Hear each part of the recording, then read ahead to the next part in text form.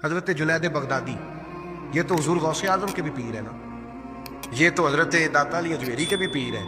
حضرت جنید بغدادی کے بارے میں داتا صاحب نے لکھا ہے کشف الماجوب میں، فرماتے ہیں میں عالم بن گیا، پڑھ گیا، میرے ماموں بھی تھے، میرے مرشد بھی تھے حضرت سری سختی رحمت اللہ علیہ، تو مجھے اکثر کہتے ہیں کہ جنید یار تقریر کیا کر۔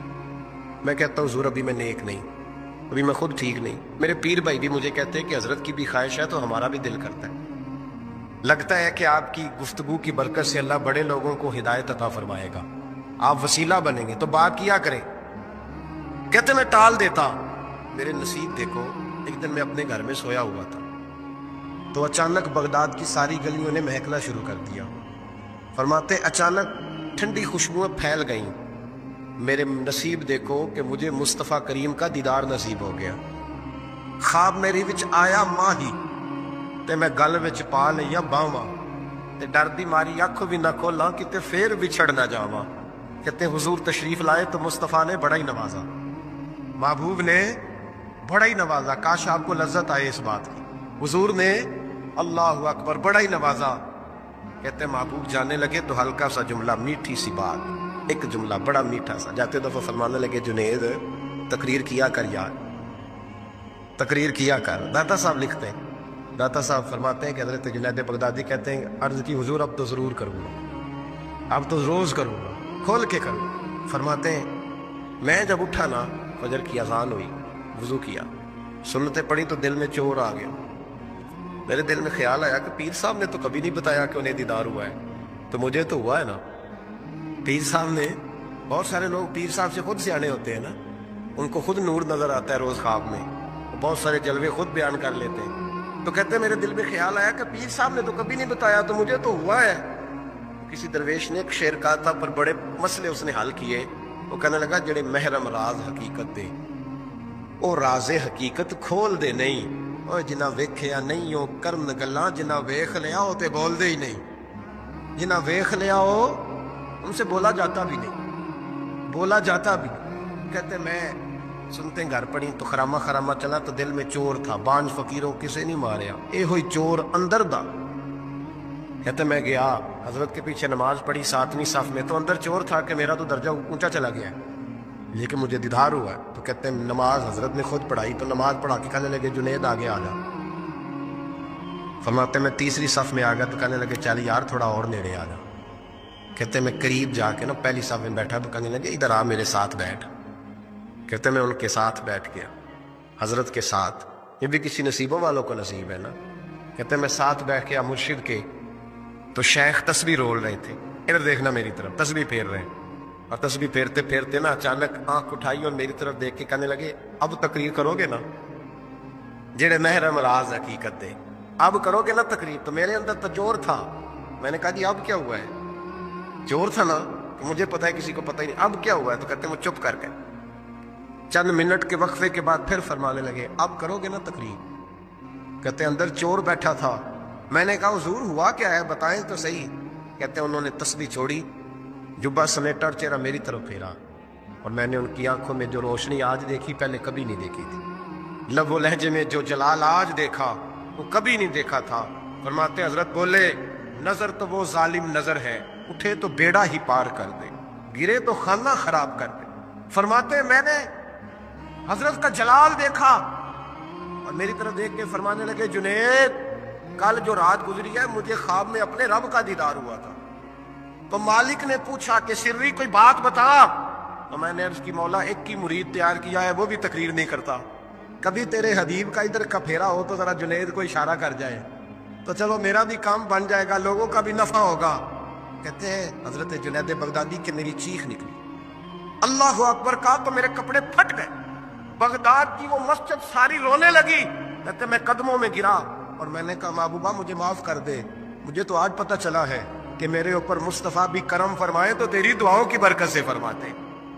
تقریر اتنا ضروری کام ہے کہ محبوب خود فرماتے ہیں جنید تقریر کیا کر بات یار لوگوں کو فائدہ ہو۔ بغداد کا جو امیر تھا نا اس کو پتہ چل گیا کہ جناب جنید بغدادی رحمت اللہ تعالیٰ علیہ کی بڑی شہرت ہونے لگ گئی ہے، تو یہ جو حاسدی ہوتے ہیں نا یہ بڑی جلدی پیدا ہو جاتے ہیں، اور سب سے زیادہ حسد دینداروں سے ہوتا ہے۔ دیندار لوگوں سے لوگ حسد کرتے ہیں، سب سے زیادہ غیبت دیندار آدمی کی ہوتی ہے، الا ماشاءاللہ۔ بادشاہ کو لوگوں نے کہا کہ بڑے لوگ عقیدت مند ہو گئے جنید بغدادی کے، ایسا نہ ہو کہ آہستہ آہستہ لوگوں کو اکٹھا کرے اور پھر اپنی فوج سفر موج بنا کے وہ آپ کے مقابلے کھڑا ہو جائے۔ اب یہ جو بادشاہ ہوتے ہیں انہیں بغاوت کا بڑا ڈر ہوتا ہے، اور کرسی آپ کو پتا ہے چیز ہی بڑی پیاری ہے، نہیں پتا تھانوں جے بھی نہیں پتا تو کتن پتا ہونا جے؟ سبحان اللہ، حد ہو گئی ہے بھائی، کرسی پیاری ہوتی ہے کہ نہیں؟ جسے کدی ترلے نہ کریے نہ دینا جو بھی کری دینے، تو یہ پیاری ہے تو تبھی ایسا ہوتا ہے نا۔ بس یہ دعا کرنا کل کا دن اللہ اس ملک کے لیے امن کا دن گزارے، اور اللہ اپنے حبیب کا صدقہ کوئی ایسی ٹھنڈی ہوا بھیجے کہ اس ملک کے دکھ دور ہو جائے، بس یہ دعا کرو۔ خیر، جنید بغدادی کے بارے میں جب لوگوں نے بدگمان کیا نا بادشاہ کو، تو بادشاہ نے چال چلی، دنیا بڑی ظالم ہے، دنیا داری کے لیے بندہ بڑے پاپ اور بڑے بکھیرے کرتا ہے۔ ایک خوبصورت دوشیزہ نوجوان لڑکی بادشاہ نے تیار کر کے بھیجی، اس کو جملے یاد کرائے رٹائے کہ تو نے کہنا کیا ہے جا کے۔ حضرت جنید بغدادی رحمۃ اللہ علیہ کے پاس آئی اور پتہ کیا کہتی ہے؟ کہتی ہے میں آپ کی عقیدت مند ہوں، کنیز بن کے آئی ہوں، دین سیکھنے آئی ہوں، اللہ اللہ سیکھنے آئی ہوں، آپ اس طرح کریں مجھے غلامی میں قبول کر لیں۔ حضرت جنید بغدادی نے یوں نظر اٹھائی، اس بی بی کے چہرے پہ نظر پڑی، اس عورت نے چیخ ماری، وہ تڑپی اور اس کی روح نکل گئی۔ پیغام گیا بادشاہ کو، مر گئی ابھی بھی منہ والو۔ بادشاہ کو بڑا غصہ آیا کہ میرے محل کی سب سے خوبصورت عورت جنید بغدادی کے یہاں گئی، مر گئی۔ پیغام بھیجا، جنید میرے دربار میں آؤ۔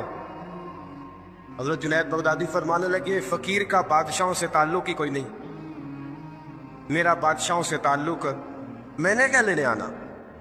تجھے کوئی کام ہے تو الگ بات ہے، مجھے تجھ سے کوئی کام نہیں۔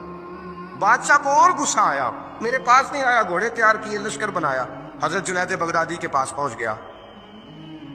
جب آپ کے دربار میں آیا نا تو حضرت جنید بغدادی رحمۃ اللہ علیہ بیٹھے تھے، پورے غصے کے ساتھ آ کے بیٹھا، کہنے لگا بڑا تو فقیر بنا پڑتا ہے، ولی بنا پھرتا ہے، ایک بی بی مار دی، بڑا فقیر بنا پھرتا ہے، عورت مار دی۔ حضرت جنید بغدادی نے آنکھ اٹھائی، فرمانے لگے نہ میں مارنے کا اختیار رکھتا ہوں نہ زندہ کرنے کا اختیار رکھتا ہوں، زندگی بھی میرا اللہ دیتا ہے، موت بھی اللہ دیتا، میرے پاس اختیار ہی نہیں۔ بادشاہ نے بات سنی تو ٹھہر گیا، کہنے لگا بی بی کیسے مر گئی؟ آپ فرمانے لگے میں آنے لگا تھا تیرے رستے میں، تو نے مجھے ہٹانے کا بندوبست کیا، اور بی بی آنے لگی تھی میرے اللہ کے رستے میں، اللہ نے اسے دور کرنے کا بندوبست کر دیا۔ میں تیرے اور دنیا کے درمیان آنے لگا تھا نا، تو نے مجھے سائیڈ پہ کرنے کا بندوبست کیا، بی بی میرے اور رب کے درمیان آنے لگی تھی، اللہ نے اسے سائیڈ پہ کر دیا۔ دنیا داری کیا ہے؟ جو اللہ اور بندے کے درمیان آ گئے۔ آج یہ دلوں پہ زنگ چڑھے ہیں، یہ دنیا داری کے زنگ ہیں۔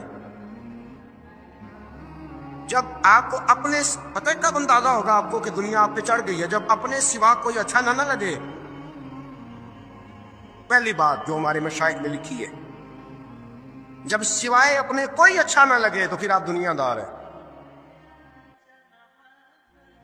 جب سوائے اپنے تو کسی کا فائدہ سوچنے کی صلاحیت چھوڑ دے، اور سوائے اپنے تو کسی کا بھلا نہ سوچے تو دنیا دار ہے۔ اور جب اپنی ذات کو سکون دینے کے علاوہ تو کسی کو سکون دینے کو تیار نہ ہو تو دنیا دار ہے۔ اور جب تیری آنکھ کھلے تو پھر بھی تجھے اپنی ذات نظر آئے، اور تیری آنکھ بند ہو تو پھر بھی اپنا ہی آپ دکھائی دے، پھر تو دنیا دار ہے۔ لیکن میرے دوست، اگر تیرا دل کرتا ہے کہ جو خیر مجھے ملی ہے اللہ میرے بھائی کو بھی عطا فرمائے تو پھر تو دیندار ہے۔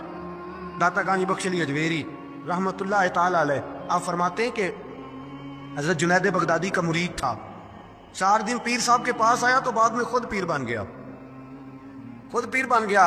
حضرت صاحب رحمۃ اللہ تعالی نے دیکھا آ نہیں رہا، مرید اولاد ہوتے ہیں، ان سے پیار ہوتا ہے، ان کو اہمیت دی جاتی ہے. بعض اوقات غلط فہمی کا شکار بھی ہو جاتے ہیں. اہمیت دی گئی، یہاں نظر نہیں آ رہا. آپ نے سوچا شاید بیمار ہو گیا ہے. حضرت جنید بغدادی خود گھر تشریف لے گئے.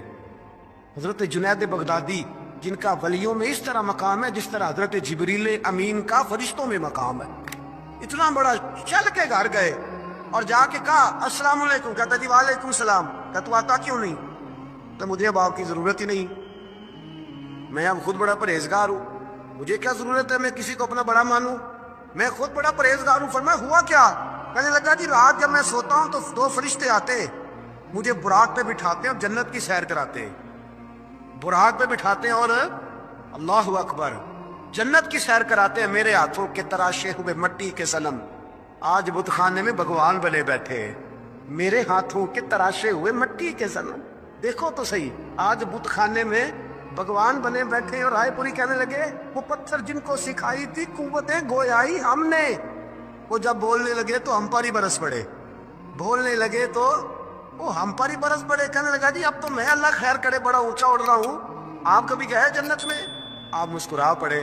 فرمانے لگے بیلیا آج جب جنت میں جائے تو ذرا لا حول ولا قوت بھی پڑھ لینا. آج جب جنت میں جائے تو ذرا وہ بھی. وہ کہنے لگا چلو ٹھیک ہے پڑھ لوں گا. اٹھ کے ملا بھی نہیں، حضرت واپس آ گئے. رات کو خواب آئی جنت میں جانے لگا تو خیال آیا جناب جنید بغدادی نے کہا تھا پڑھ ہی لوں. پڑھنے لگا لا حول ولا قوت الا باللہ. آنکھ کھلی تو روڑی کے ڈھیر پہ بیٹھا تھا، روڑی کے ڈھیر پہ بیٹھا تھا. وہ جو بھاگ رہے تھے ان سے پوچھنے لگا او مجھے کہاں چھوڑ کے جا رہے ہو خواب میں؟ وہ کہنے لگے شیطان کے مختلف روپ تھے، تو اصل میں حضرت جنید کے پاس زیادہ آنے جانے لگا تھا تو اللہ کے قریب ہونے لگا تھا، تو ہم نے چکر چلا کے تجھے وہاں سے روکا، تو بیوقوف ہے سمجھ نہیں آئی. اب رونے لگا جاؤں تو کس منہ سے جاؤں، حاضری دوں تو کس منہ سے دوں، اب میں کیسے جاؤں اس کی بارگاہ ناز تک، کس طرح حاضری دوں؟ گرا جو ان کی نگاہ سے وہ سنبھل نہیں سکتا. لیکن جیسے ہی دروازے سے اندر داخل ہوا حضرت جنید نے آنکھ اٹھائی اور مسکرائے. فرمایا میں نے تجھے پہلے ہی کہا تھا کہ لاہور تو پڑھ لینا. فرمایا آ جا، اللہ والوں کے دروازے بند نہیں ہوا کرتے، رب کریم کے بندوں کے دروازے تم ہی بند کرتے ہو. دل کا دروازہ جب بھی کرتے ہو یہاں تو دروازہ کوئی قابل تو ہو، ہم شان نہیں دیتے، مانگنے والوں کو تو دنیا بھی نہیں دیتے ہیں. تو آ تو صحیح، تو دیکھ تو صحیح، آج ہی بڑی خانقاہیں آباد ہیں، بڑے اللہ کے بندے، بڑے اللہ کے بندے جو بڑے طریقے سے لوگوں کو قائل کرنے والے، سمجھانے والے. لیکن ہم کسی کے ساتھ اصلاح کا تعلق قائم کرنے کو تیار، یہ والا سرمایہ ہم اکٹھا ہی نہیں کرتے. ہم خود بڑے ہیں. اللہ کے بڑا وہ ہوتا ہے جس کا کوئی بڑا ہوتا ہے، بڑا وہ ہوتا ہے جس کا کوئی بڑا نہیں ہوتا، وہ کبھی بھی بڑا. تو یہ صحبت ہے. کسی نے مامور غزنوی سے کہا تھا تو بڑے عدل کرتا ہے، تو کہنے لگے اس لیے کہ میں نے حضرت ابو الحسن خرقانی کی ڈیوٹی کی ہے، میں نے ایک اللہ کے بندے کی، اس نے میرا دل صاف کر دیا. کہنے لگے حضرت ابو الحسن خرقانی کو میں نے پیغام دیا، میں نے کہا بابا جی ملنا ہے، تو بابا جی کہنے لگے تینوں کام ہے کہ مینوں؟ آج کل دا مولوی میری طرح دا ہوندا تے وہ آندا چلو فوٹو تے آئے گی نا ایم پی صاحب نے، جانا چاہیے چھیتی کرو، باقی کم چھڈو سارے، پہلے اتنے حاضری دئیے، ایک قضا نہ ہو جائے، اللہ خیر فرمائے. تو کہا اب بادشاہ وقت مامور غزنوی کہنے لگا حضرت ابو الحسن خرقانی سے ملنا ہے، تو فرمانے لگے کام دیا کہ مجھے؟ کہنے لگا جی مجھے. تو فرمانے لگے آ جا ملنا ہے تو میرا کیا کام ہے تیرے پاس؟ وہ کہنے لگا آپ کو پتہ نہیں میں اولی الامر ہوں، بادشاہ وقت اطیع اللہ واطیع الرسول واولی الامر منکم. تو آپ فرمانے لگے میری ابھی اطیع اللہ واطیع الرسول ہی پوری نہیں ہوئی، اس سے آگے گزروں گا تو کوئی اور بات ہوگی نا. خیر مجبور ہو گیا ابو الحسن خرقانی. توجہ ہے آپ حضرات کی؟ کہتے ہیں حضرت کہ مجھے مجبور کر دیا تو میں خود گیا ملنے. جب میں ملنے حاضر ہوا نا تو میرے دل میں خیال آیا کہ شاید بابے کا خیال ہے کہ میں کنجوس بادشاہ ہوں. میں نے جب دیے نا موٹے نذرانے، اور جب میں نے ہیرے جواہرات مسلح کے نیچے چھوڑے اور چمک آنکھوں تک آئی، تو بابا جی اٹھ کے ملے ہی ملے. بڑی طاقت ہوتی ہے ان مال میں، سرمایہ میں. لیکن کہتے ہیں جب میں اندر گیا تو بابا جی نے میرا استقبال ہی نہیں کیا. میں نے ایک ہاتھ آگے کیا تو بابا جی نے بھی ایک ہی کیا، دوسرا کیا تو پھر انہوں نے دوسرا کیا. کہتے میں بیٹھ گیا. انہوں نے نا میری تواضع کی، ایک روٹی میرے ہاتھ میں دی، کئی دنوں کی خشک روٹی، اور ایک پانی کا گلاس دیا. کہتے میں چبانے لگا نا تو میرے گلے میں پھنس گئی. بادشاہ نازک مزاج ہوتے، توجہ ہے آپ حضرات کی؟ کہتے اب میں نے کیا کیا، روٹی تو نہ کھائی گئی تو میں نے نا تھوڑی سی شرپیاں مسلح کے نیچے رکھی، تو حضرت ابو الحسن خرقانی کہنے لگے، ادھر دیکھیے گا، فرمانے لگے اور تم نے میری روٹی کیوں نہیں کھائی؟ کہنے لگا جی گلے میں پھنس گئی ہے۔ آپ مسلح اٹھا کے کہنے لگے یہ دولت بھی لے جا، یہ بھی درویشوں کے گلے میں پھنس جاتی ہے، اس کو لے جا اٹھا کے، یہ بھی پھنس جاتی ہے، ہمارے گلے سے نیچے نہیں اترتی، نیچے لے جا۔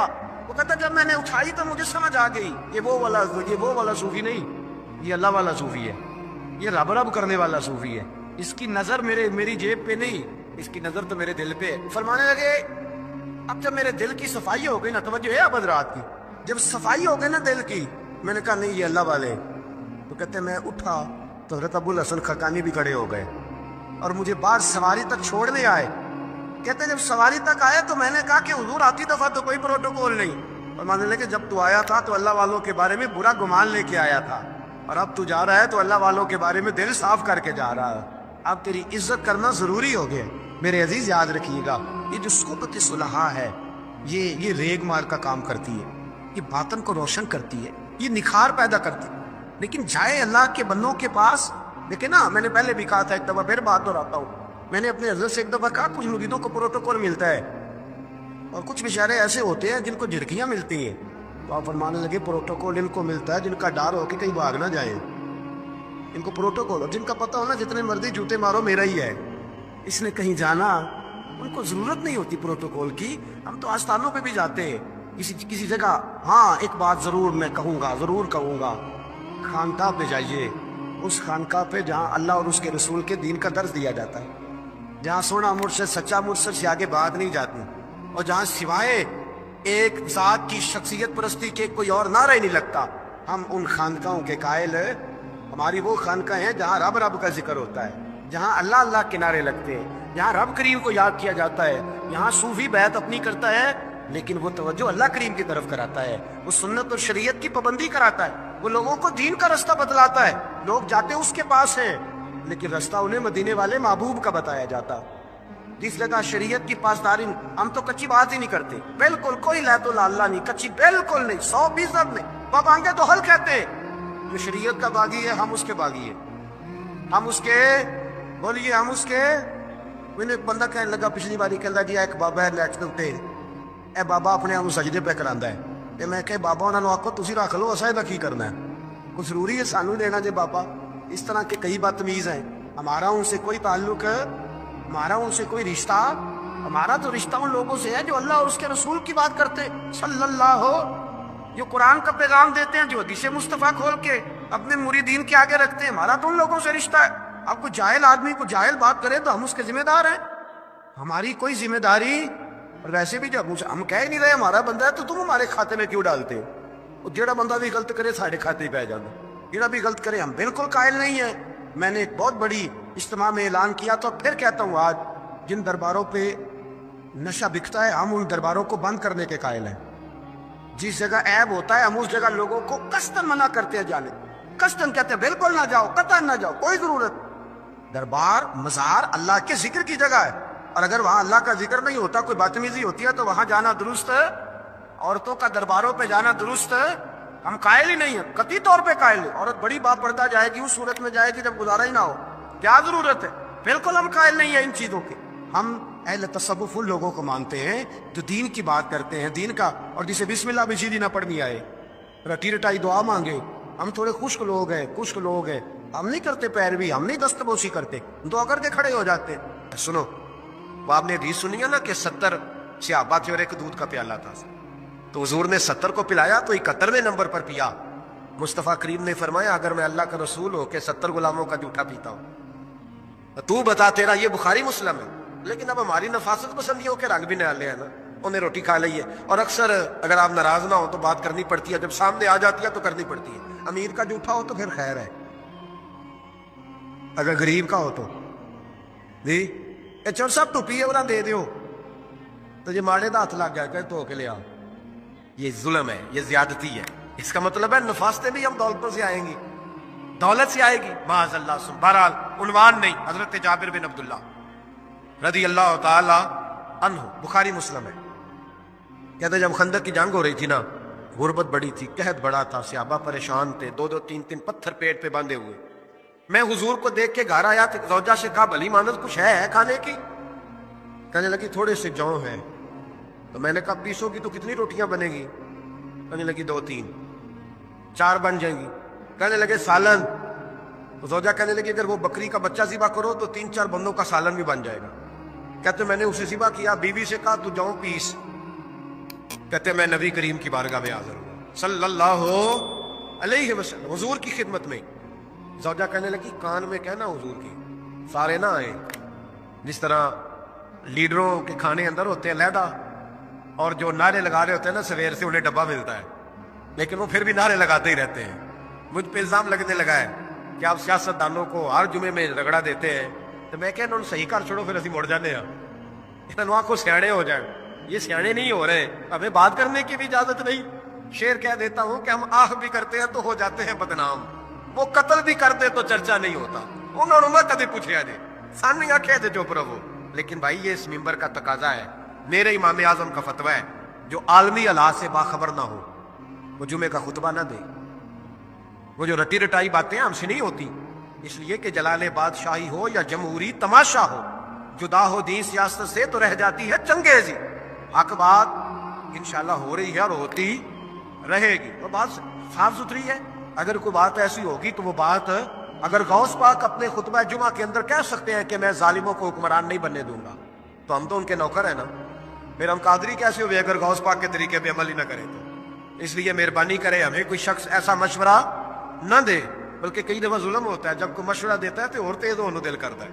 اس لیے مہربانی کرے ایسی کوئی مشاورت نہ کرے. بالکل جو غلط بات کرے گا اس پہ ہم بولیں گے, اور آہستہ آہستہ نہیں, کھل کھلا کے بولیں گے, بالکل بولیں گے. اس لیے کہ اللہ نے زبان دی ہے, وہ کسی وڈیرے کے قدموں میں بیٹھنے کے لیے نہیں دی, وہ رسول اللہ کے ترانے پڑھنے کے لیے دی ہے. ترانے پڑھنے, اگر حضرت بلال رسیوں میں بند ہو کے اور ابو لہب اور عتبہ اتیبہ اور عبداللہ بن جدان اور امیہ بن خلف جیسے لوگوں کے بیچ کھڑے ہو کے کہہ سکتے ہیں نہیں بات جو سچی ہے وہ کی جائے گی, تو ہم ممبر رسول پہ بیٹھ کے نہیں کہہ سکتے؟ اپنے بھی خفا مجھ سے ہیں, بیگانے بھی ناخوش, میں زہر حلال کو کبھی کہہ نہ سکا کن, میں کہتا ہوں وہی بات سمجھتا ہوں جسے حق, میں ابلہ مسجد ہوں, میں توحید کا فرزند. اس لیے کوئی شخص یہ نہ سمجھے. ہاں یہ بات علیحدہ ہے کہ ہمارا سیاسی ایجنڈا کوئی نہیں, ہمارا ایجنڈا رسول اللہ کی نوکری ہے صلی اللہ علیہ. سیاسی ایجنڈا کوئی نہیں. اللہ کے بس کی محبت تو سیاست کا چلن چھوڑ دیا, ہم اگر عشق نہ کرتے تو حکومت کرتے, وہ بات علیحدہ ہے. بہرحال عام دام برسر مطلب حضرت جابر ابن عبداللہ رضی اللہ تعالیٰ عنہ کہتے ہیں زوجہ نے کہا کان میں کھانا, میں نے کان میں جا کے کہا حضور 2-4 بندوں کی روٹی ہے, آ جائے کھانا کھا لیں. وہ والا رنگ نہیں تھا نا کہ لیڈروں کا کھانا اور کارکنوں کا کھانا چلو اور گل کر لینے. پیران دی یخنی تے روٹیاں پہ ہو کے کہندے حضرت جی بیمار نے تے مرید لنگر کھانے تے شفا ہے, تے میں کہا تم بھی کھا مار تینوں بھی شفا ہو جائے گی, تو اپنے لیے تے چوری پکائی اندر. یہ رنگ وہاں نہیں تھا. میرے نبی پاک سید عالم صلی اللہ تعالی علیہ وسلم کے کان میں کہا حضور 4-5 بندوں کی روٹی ہے. حضور باہر نکلے خندق سے, باہر نکل کے فرمایا چلو بھائی سارے, جابر نے کھانا پکایا ہمارا. حضرت جابر کہتا ہے میں نے دوڑ لگائی گھر آ گیا, اور میں نے کہا تجھے تیری مار ہوئے, حضور تو 1000 سے زیادہ بندہ لے کے آ رہے. تو کہتے تو نے کہا نہیں تھا نبی پاک سے 4-5 بندوں کا ہے. حضرت جابر کی زوجہ کا عقیدہ سنو, کہنے لگے میں نے تو کان میں کہا تھا, دوسرے نے سنا بھی نہیں, وہ تو حضور نے کہا سارے چلو. تو کہتے زوجہ مجھے تسلی دینے لگی, کہنے لگی بس پھر جو نبی آ رہے ہیں وہ انتظام بھی کرائیں گے, جو آ رہے ہیں وہ انتظام بھی کرائیں گے. کیا کہا مولانا حسن رضا نے, قلم توڑ دیے. کہنے لگے آج جو عیب کسی پر نہیں کھلنے دیتے, آج جو عیب کسی پر نہیں کھلنے دیتے, ارے کب وہ چاہیں گے میری حشر میں رسوائی ہو, دل میں ہو یاد تیری کوچائے تنہائی ہو, پھر تو خلوت میں عجب انجمن آرائی ہو. کہتے حضور آئے 1000 سے زیادہ کا لشکر لے کے, اور مجھے فرمانے لگے روٹیاں نہ پکانا, پہلے آٹا میرے پاس لاؤ, اور چولہے سے کھانا نہ اتارنا, مجھے لے جاؤ. کہتے میں نے سالن بھی پیش کیا, روٹیاں دی. حضور نے تھوڑا سا لواب دہن آٹے میں ڈال دیا, لواب دہن تھوڑا سا لواب دہن ہنڈیا میں ڈال دیا. فرمایا اب نکالتے جاؤ اور کھاتے جاؤ, میرا جھوٹا ہو گیا, اب نکالتے جاؤ. حضرت جابر ابن عبداللہ کہتے ہیں 1400 بندے نے کھایا, ہمیں نہیں پتا روٹیاں کدھر سے آئی, اتنی برکت ہوئی پتہ نہیں کدھر سے آئی, سالن پتہ نہیں کدھر سے آیا. کہتے ہیں سارے سیر ہو کے کھا لیا. تو فرمایا چلو بھائی جاؤ جا کے کام کرو. مجھے فرمانے لگے اب تو بھی کھا, آ جا بچے بھی بلا. کہتے سب نے کھایا. حضور اٹھ کے جانے لگے تو فرمایا ذرا روٹیاں دیکھ, پہلے زیادہ تھی کہ اب زیادہ ہے. میرا دیکھنا سالم پہلے زیادہ تھا کہ اب زیادہ ہے؟ تو میں نے کہا نہیں حضور پہلے سے زیادہ ہے. میرے محبوب کے تبرک میں اتنی برکت ہے تو حضور کے وجود سے جو چیز لگ جائے تو اسے قیمتی نہیں سمجھتا؟ کہاں بیٹھ کے دین پڑھا ہے؟ یا ہمیں سمجھا لے یا پھر ہم تجھے سمجھائیں. صحیح تینوں سمجھائیے تو صحیح کر کے سمجھائیے. وہ لوگوں کو گمراہ کرتے ہو. اتنا غلط نظریہ، اس قدر غلط سو. میں نا گارے سور پہ چڑھنے لگا تو مجھے وہاں ایک نیچے صاحب مل گئے. کہنے لگا تھی لین چلے ہو. میں کہ تینوں اسی اتھوں میں نہیں پوچھ کے آیا جدو کرو آئے ہیں، اتھوں میں نہیں تینوں پوچھنا بے لیا، تو غلط فہمی دا شکار ہے. کہنے لگا وہ تو حضور تو کام سے گئے تھے، آپ کو کیا کام ہے؟ میں کہ ایسے لئے ٹائم نہیں تیرنا کل کرنا، اس وجہ سے کہ سانوں تے گارے 100 روپے یاد ہوں گی. وہ واپس آ گئے. عام آدمی تھا، خیر وہ کہیں سے آیا ہوا تھا، اردو بولتا تھا. تو میں ایک عمرہ کرنے کے لیے جارانہ سے واپس آیا تو طواف ہم کر رہے تھے. وہ بھی مجھے نظر آ گیا دوڑتا ہوا. میں انہوں بات مار لی. میں کیا حضرت حاضرہ تے پانیاں سے دوڑیاں سا تے تو کا تو چھالا ماری پھرنا ہے. او پیا ہی کولر تے جناب پی رام کر جا کے کہندے نہیں انہاں دی ادا تے ادا کرنی ہے. تو میں کہ اگر تو حضرت حاجرہ دی ادا کرنی تے اسی حضرت ابوبکر صدیق دی ادا کرنی ہے. عجیب آدمی ہے بھائی تو. عجیب بات ہے، لوگوں کا فلسفہ اپنا اپنا، اور پھر پکڑے ہم کہ اس بندے کو جو جواب نہ دے سکے. ایسا نہ کرو، یہ زیادتی ہے. امت کو اکٹھا کرو. اتفاق. یہ مجھ سے سوال کئی جمعے سے ہو رہا تھا. میں اصل میں نا ان موضوعات کو چھیڑتا نہیں، میری طبیعت اور ہے. لیکن کوئی بندہ یہ نہ سمجھے کہ ہمیں جواب نہیں آتا. یہ سوال اٹھا تھا، کوئی یہ نہ سمجھے کہ ہمیں جواب اللہ کے فضل سے، اللہ کے فضل سے. یہ قرآن مجید پڑھا ہے، یہ مسجد ہے، یہ جمعے کا دن ہے. ہم بات صرف وہ کرتے ہیں جس میں ضمیر اجازت دیتا ہے. اس لیے کہ سدا تو نہیں نہ رہنا، پتہ نہیں صبح اٹھ سو کے اٹھنا ہے کہ نہیں اٹھنا. تو قوم کو گمراہ کر کے دین کے نام پہ جانا کدھر ہے؟ اس لیے بھائی خیال ہوتا ہے کہ تم لوگوں کو خراب نہ کرو. ہم تو چاہتے ہیں امت اکٹھی ہو جائے، لیکن یہ ظلم کرتے ہو. جب چھیڑو گے کسی کو تو پھر تو اس کا حق بنتا ہے نا وہ بولے. تو چھیڑا جاتا ہے. تھوڑے دن ہوئے حضرت حلیمہ سعدیہ کا سارا گھر گرا دیا، بلڈوزر چلا دیا. کہنے لگے یہاں لوگ آتے ہیں تو شرک ہوتا ہے. اور میں نے کہا جہاں اللہ کریم نے توحید پھیلانے کے لیے رسول کو بھیجا، 4 سال جہاں نبی پاک رہے، وہاں کیسے شرک ہو سکتا ہے؟ کس طرح کی تو بات کرتا ہے. بہرحال جہاں میرے نبی پاک بیٹھ جائیں وہ جگہ برکت والی ہو جاتی ہے. اس جگہ کو چومنا مسلمان کا ایمان ہے. اس جگہ پہ سجدہ کرنا مسلمان کا ایمان ہے. اس جگہ بیٹھ کے تبرک حاصل کرنا یہ مسلمان کا. میں تو پہلی دفعہ ریاض الجنت میں داخل ہوا تو میرے ساتھی کہنے لگے کیا ہوا؟ میں کہا ادھر آؤ. لوگوں کو جا کے ملنی سانو ایتھے لب گئی جی. روزہ تم نے ریاض الجنہ بار حدیث لکھی ہے. حضور نے فرمایا جو یہاں آ گیا وہ جنت میں آ گیا. یہ ہے عرض جنت، یہ طیبہ کی زمین ہے. جنت بھی یہی، مال کے جنت بھی یہی ہے. ایک بات اور کرنی ہے، بڑی ضروری ہے، میری بھی اور آپ کی بھی ذمہ داری ہے. اس کو بھی ضرور کرنا چاہتا ہوں. سن لیں. محمود غزنوی نا گزر رہے تھے. یہ آپ نے نا میری طرف دیکھنا ہے، یہ بات سنتے ادھر دیکھو. خاص اہم مسئلہ ہے، اس پر بڑا ضروری ہے آپ کا متوجہ رہنا. محمود غزنوی کہتے ہیں میرے دل میں خیال آیا کرتا تھا ہمیشہ کہ میں واقعی سبکتگین بادشاہ کا بیٹا ہوں یا معاذ اللہ میرا باپ کوئی اور ہے. اور ایک خیال مجھے آتا تھا کہ قیامت واقعی قائم ہوگی، شک رہتا. اور تیسرا میرے دل میں خیال آتا تھا کہ یہ مولوی بیچارے کمزور سے ہوتے ہیں، تو حدیث پاک میں آتا ہے کہ علماء نبیوں کے وارث ہیں. تو یہ واقعی حدیث سچی ہے یا مولویوں نے اپنی شان کے لیے بنا لی ہے؟ کہتے شک تھے 3. میں کہتا نہیں تھا کسی سے، پر دل میں رہتے تھے. تو ایک دن میں ہندوستان کی ایک گلی سے گزر رہا تھا تو دین کا ایک طالب علم نے کونے میں بیٹھ کے تھڑے پہ پھٹے پہ بیٹھ کے نا سبق یاد کر رہا تھا. اسے جب سبق بھول جاتا نا تو ایک ہندو کھتری کی دکان تھی، اس کے اندر چراغ جل رہا تھا اور ایک چھوٹا سا روشن دان تھا، اینٹ نکلی ہوئی تھی. وہاں سے نا ایک کرن بار آ رہی تھی روشنی کی. تو وہ طالب علم جب سبق بھول جاتا تو کتاب روشنی کے آگے کرتا، عبارت دیکھتا، پھر کونے میں جا کے یاد کرتا. محمود کہتے ہیں مجھے بچے کا ذوق بڑا اچھا لگا. میں نے اسے بلایا، میں نے کہا بچے تم لالٹین کیوں نہیں خریدتے؟ تو کہنے لگا میں یتیم ہوں اور رسول اللہ کا دین پڑھنا میرا شوق ہے. مدرسے میں پڑھتا ہوں پر غربت ہے، لالٹین نہیں. کہتے ہیں میں نے اسے تھپکی بھی دی اور لالٹین بھی دی. میں نے اسے کہا 2 سپاہیوں کی ڈیوٹی لگائی، جب تیل ختم ہو جائے تم نے تیل پہنچانا ہے. محمود کہتے ہیں زندگی میں بڑی نیکیاں کی تھی اور جتنا سکون آج ملا پہلے کبھی نہیں ملا تھا. کہتے ہیں شاہ کی نماز پڑھی تو دل میرا ٹھنڈا ٹھنڈا ٹھار، پھولوں کی سیر پہ میں سویا. کہتے ہیں آج تو میرے نصیب ہی جاگ گئے، نصیب ہی جاگ گئے. کہتے ہیں سارا شہر ایسے جیسے پھولوں کی طرح مہک رہا ہے. کہتے ہیں میں کیا دیکھتا ہوں کہ خواب میں میرے رسول تشریف لے آئے. خواب میری وچ ماہی آیا تے میں گل وچ پا لئیاں باواں. تے ڈر دی ماری اکھ بھی نہ کھولاں کتے پھر وچھڑ نہ جاواں. اور کسی شخص نے کہا تھا چر ہویا مینوں ترلے لیندیاں کدی موڑ میرے ول واگاں. خواب میری وچ ایک بار جاوے میں ساری عمر نہ جاگاں. کہتے حضور آئے خواب میں, ایک جملہ حضور نے کہا, ایک جملہ نبی پاک صلی اللہ علیہ وسلم نے کہا ایک, اور میرے تینوں سوالوں کے جواب دے دیے. ذرا دل کے کانوں سے سننا. کہتے محبوب فرمانے لگے او سبکتگین کے بیٹے, تو نے آج میرے ایک وارث کی خدمت کی ہے, میں قیامت کے دن تیری سفارش کروں گا. کہتے ہیں مجھے سمجھ آ گئی کہ میں سبکتگین کا بیٹا ہوں, مجھے سمجھ آ گئی کہ قیامت قائم ہوگی, مجھے سمجھ آ گئی کہ علماء نبیوں کے وارث ہیں. 101 حافظ شہید ہو گیا. 101 پھول جیسے بچے. اور جب اتحادی فوج کا, افغان اور امریکی فوج کا جب بم گرا نا, تو حافظوں کے ہاتھوں میں سندیں تھیں اور ان پر لکھا تھا کہ انہوں نے قرآن پورا پڑھ لیا. ان کے ہاتھوں میں نا ان کے سروں سفید رنگ کی پگڑیاں تھیں.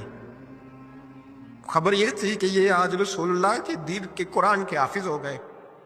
نہ کسی نے کوئی ملی ترانہ پڑھا ہے, نہ بریکنگ نیوز رہی ہے. پشاور میں ایک سکول پہ حملہ ہوا تھا, وہ بھی پٹھانوں کے بچے تھے, یہ بھی پٹھانوں کے. فرق کیا ہے, میں مدرسے کا طالب علم ہوں, مجھے آج بتائے سارا معاشرہ کہ اگر میتھمیٹک پڑھنے والے مدرسے پہ حملہ ہو تو ملی ترانے بنے اور میڈیا چیخے, فوج حرکت میں آئے, اور اگر قرآن پڑھنے والا 101 شہید ہو جائے تو کوئی پرواہ نہیں. میں نے پرسوں کہا تھا کسی کا ایک شعر, میں نے وہ کہا تھا بھیج خدا عیسیٰ کو اب نازل کر دے مہندی کو, بھیج خدا عیسیٰ کو اب نازل کر دے مہندی کو.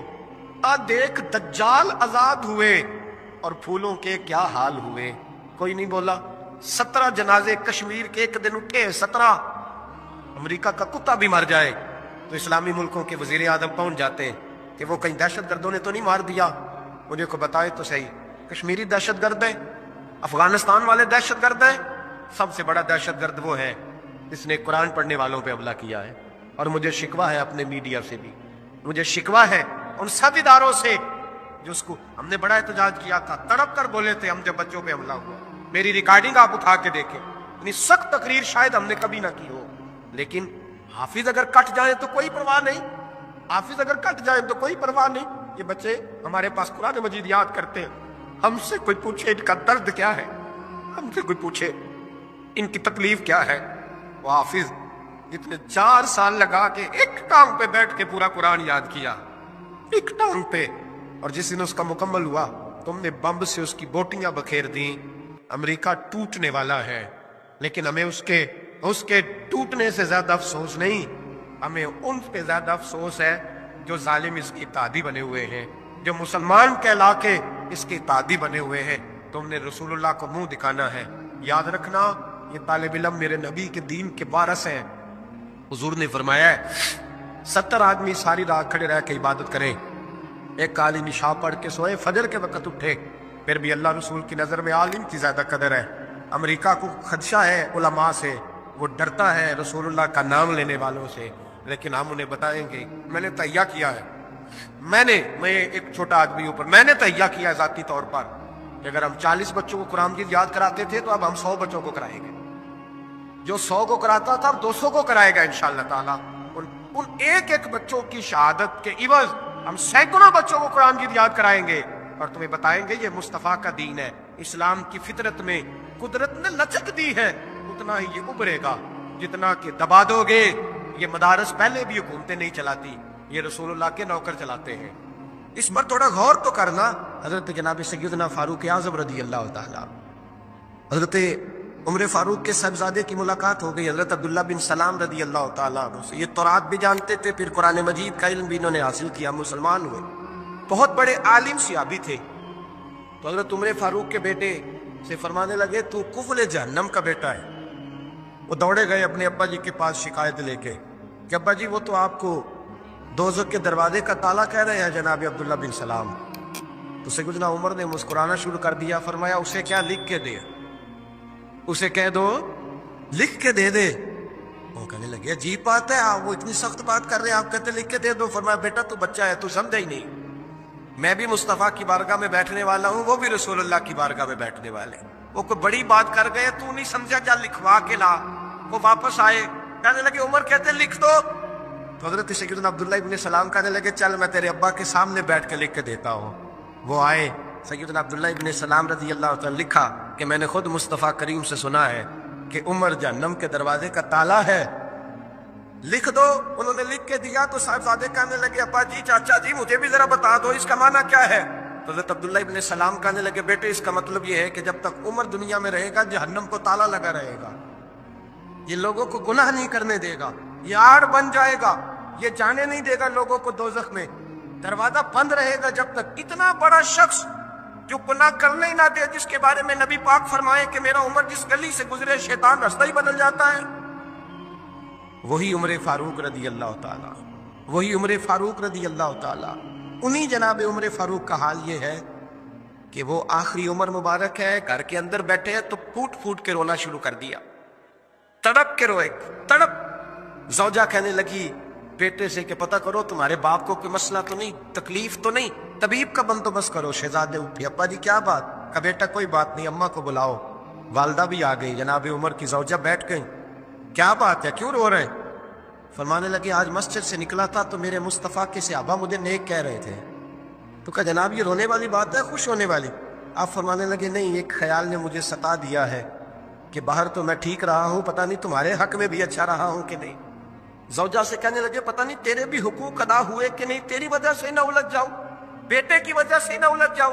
بندہ کتنا بڑا ہے، خوف کتنا زیادہ، تو چھٹائی کے ساتھ مسجد نہیں جاتا، تو اپنی مرضی سے جاتا ہے، کوئی خیر کا کام تو کرتا ہے تو اپنی موج میں آ کے کرتا ہے، اور تو کہتا ہے اللہ معاف کر دے گا۔ راتی ساری کر کر زاری، وہ نیند اکھاں کی توندے تے فجر اوہی گناہگار کا آون سب تو نیمے ہوندے۔ وہ ساری رات نماز پڑھتے ہیں، والذین یبیتون لربہم سجدا وقیاما والذین یقولون ربنا اصرف عنا عذاب جہنم ان عذابها کان غراما۔ اللہ فرماتے ہیں میرے بندے وہ ہیں سارے رات سجدے اور قیام میں گزار دیتے ہیں، اور سویرے اٹھ کے یہ نہیں کہتے میں تہجد گزار ہوں، میں عبادت گزار ہوں۔ سویرے اٹھتے ہیں تو کہتے ہیں خدایا معاف کر دے، تیرا عذاب بڑا سخت ہے، اے اللہ ہمیں اپنے عذاب سے محفوظ فرما۔ لوگوں نے عجیب دھوکے میں مبتلا کر لیا ہے اپنے آپ۔ حضرت عمر رونے لگے، بیوی سے کہنے لگے معاف کر دے، ڈر آتا ہے، اللہ کے حضور حساب دینا ہے۔ عدل کرے تے تھر تھر کمبڑ اونچیاں شانہ والے، فضل کرے تے بخشے جاون میرے جے منہ کالے۔ کہا تو اس طرح کا، زوجہ سے کہنے لگے چل تو مجھے معاف کر دے، میرے اوپر بوجھ بڑا تھا، رات کو چہرے پہ نقاب ڈال کے مصطفیٰ کی امت کی خبر گیری کرنا اور پھر سارا دن ان کی خدمت کرنا، میں تجھے اس طرح وقت نہ دے پایا جو میرا حق بنتا تھا۔ زوجہ رو پڑی، کہنے لگی زندگی میں نے بھی اس طرح کا کوئی انداز نہیں دیکھا جو بیویاں شوہر کے ساتھ دیکھتی ہیں، میں نے کوئی اس طرح کا آپ سے مطالبہ نہیں کیا، میرے دل میں یہ بات تھی، آپ خود بول پڑے۔ کہا چل پھر معاف کر دے۔ کہنے لگی میں تو نہیں معاف کرتی، میں تو نہیں۔ آپ کے صاحبزادے کہتے فاروق اعظم کو میں نے کانپتے دیکھا، تڑپتے دیکھا، رونے لگے، کیوں نہیں تو معاف کرتی؟ تو زوجہ کہنے لگی پہلے وعدہ کریں، اللہ کی بارگاہ میں میری سفارش کریں گے، آپ کہیں گے کہ اللہ میری بیوی تھی، کپڑے دھو کے دیتی تھی، کھانا پکا کے دیتی تھی، میری عزت کی محافظ تھی، میرے بچوں کو پالتی، یہ کہیں گے؟ حضرت عمر فرمانے لگے مجھے قسم ہے اللہ کی عزت کی، رب جب عمر کے لیے جنت کا فیصلہ کرے گا تو میں بغیر تیرے جنت میں داخل ہی نہیں ہوگا۔ جتنا بڑا آدمی ہے اتنا زیادہ ڈر رہا ہے، یہاں ڈٹائی کو اللہ نے معاف کر دینا ہے، اور معاذ اللہ تعالیٰ ایسا عجیب لفظ بولتے ہیں، عجیب جملہ کہتے ہیں بھائی اللہ چاہے تو بے نمازی کو نہ بخشے، اور میں نے کبھی نہیں پڑھی تو مجھے بخش دے۔ میں نے کہا یہ بات ٹھیک ہے کہ اللہ بڑا بے نیاز ہے پر بے انصاف تو نہیں نا، بے نیاز ہے، بے انصاف اپنے اس نے قانون بنائے ہیں، اس کے محبوب نے قانون واضح کیا، تو یہاں رحمت الہی کا غلط مطلب لوگ بیان کرتے ہیں۔